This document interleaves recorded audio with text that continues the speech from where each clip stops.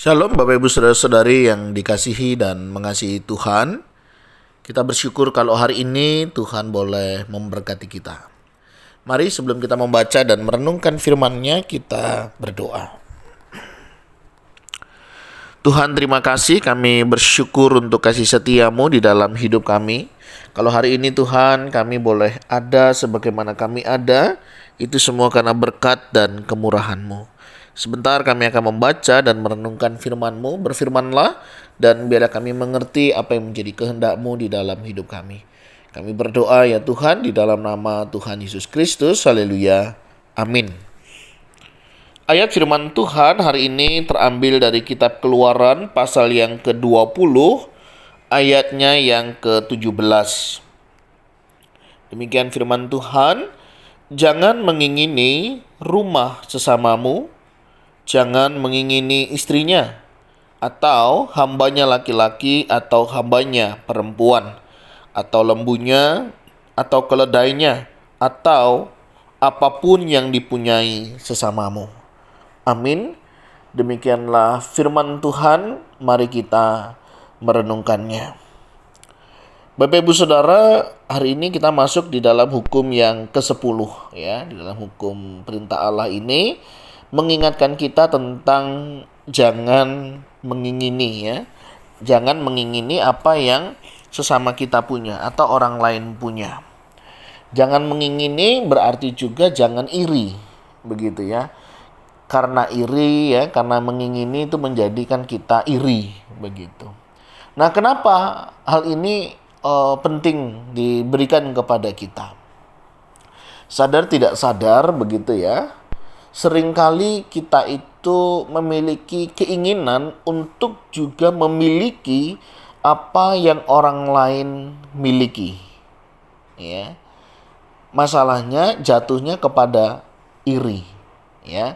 Kalau misalnya orang lain bisa, kita menjadi pengen bisa, ya itu bagus. Ya, tapi dengan cara yang baik begitu ya.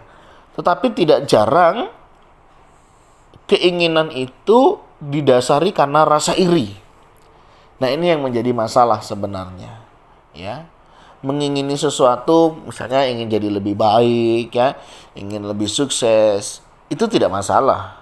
Yang menjadi masalahnya adalah keinginan itu hasil daripada iri. Ya. Iri ini kan menjadi sebuah tantangan di dalam kehidupan kita.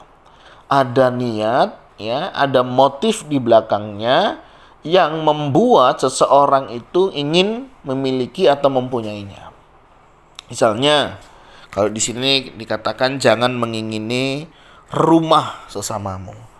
Ya, kadang tidak kita sadari, misalnya tetangga kita beli apa, kita jadi pengen beli ya.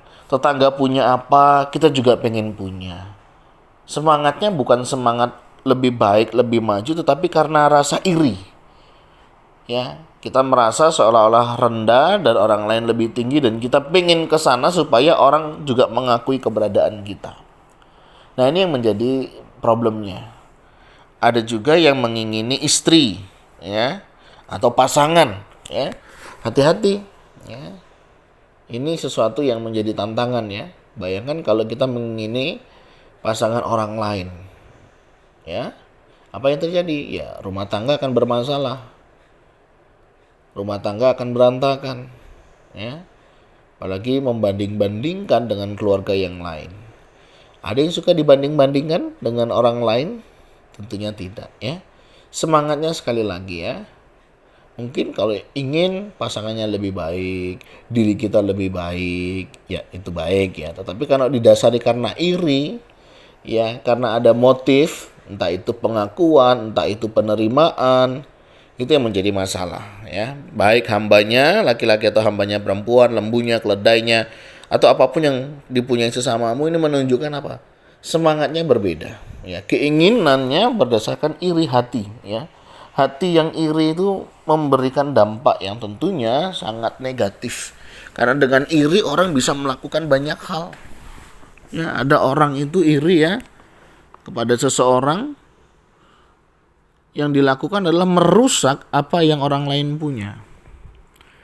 Nah, itu kan sudah lebih parah ya Bapak Ibu Saudara ya.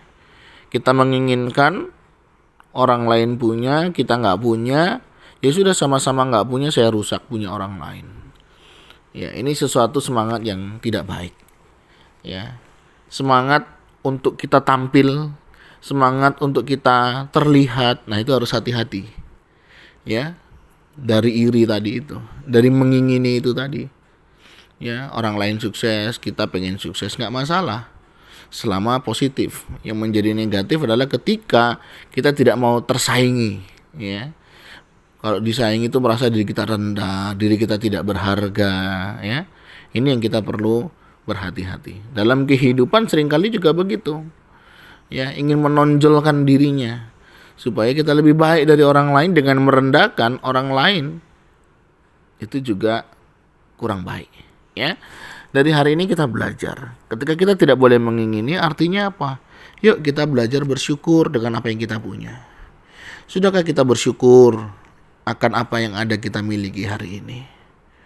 Ya, mungkin tempat tinggal, mungkin perabotan di rumah, atau apapun yang ada di rumah ini. Apakah kita bisa mensyukurinya atas berkat Tuhan yang sudah Tuhan berikan? Apakah kita juga bersyukur untuk pasangan hidup kita hari ini?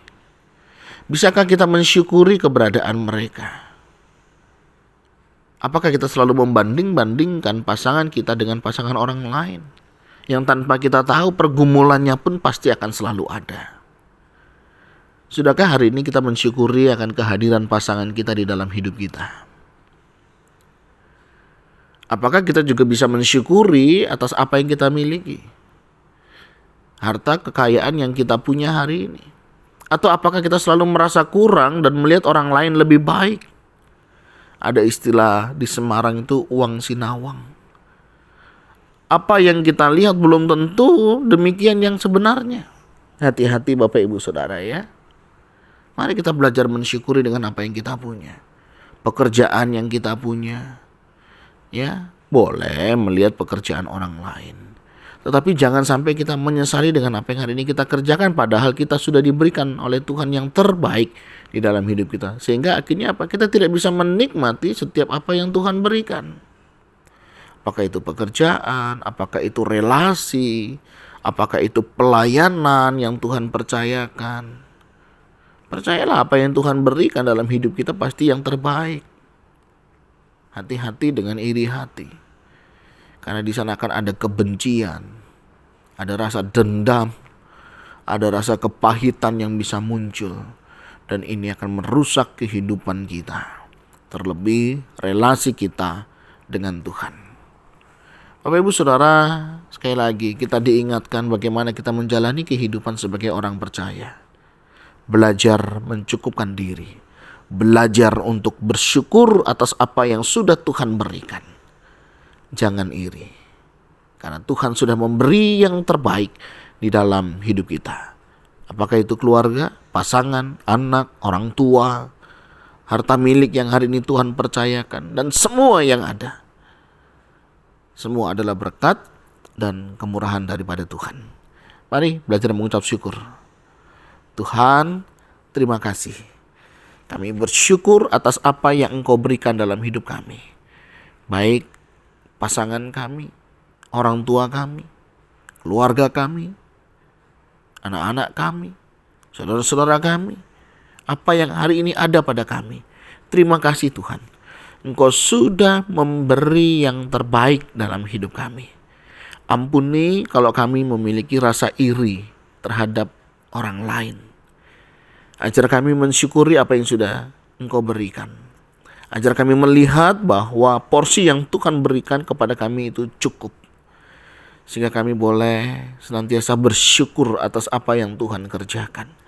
Kami tetap berdoa di dalam kehidupan kami ya Tuhan. Jaga hati dan pikiran kami. Untuk kami hidup senantiasa memuliakan nama Tuhan. Ini doa seru kami ya Tuhan yang kami naikkan di dalam nama Tuhan Yesus Kristus. Haleluya. Amin. Bapak Ibu Saudara, demikian renungan kita hari ini. Mari belajar mencukupkan diri dan senantiasa bersyukur sehingga kita tidak akan pernah iri, mengingini milik orang lain. Tuhan Yesus memberkati kita sekalian. Shalom.